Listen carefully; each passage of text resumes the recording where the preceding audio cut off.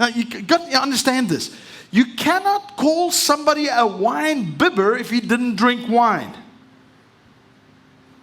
I hope this doesn't burst your bubble about Jesus, but I can tell you now, Jesus didn't just drink grape juice. People say, oh, well, the wine that Jesus drank was just grape juice, wasn't fermented. Well, it's amazing that same word wine is what Paul says, do not be drunk with wine. It's the same word that Jesus, when Jesus made water into wine, the Bible says that the master of ceremonies said, why are you bringing out this good wine? He says, usually when men are well drunk. You didn't get this. When men are well drunk, then you bring out the bad wine because they won't know the difference. That's the same wine.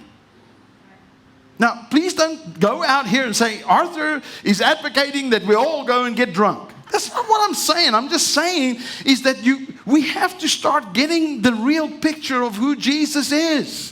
He's sharing a meal. He's drinking a cup of wine with these people. He's sharing a meal. And the Pharisees looking upon it, they say, he's a friend of sinners.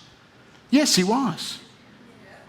That's exactly who he was. If you go to Luke chapter 15, because, of course, if you read further here, who were the people who were upset? The Pharisees, the religious. The religious, they looked and said, see, they understood something. They understood that in Jesus' day, you didn't just sit down and eat with just anybody. See, in many parts of Africa, where I come from, you don't just sit down and eat with just anybody. Because when you sit down and share a meal, you're making covenant of friendship.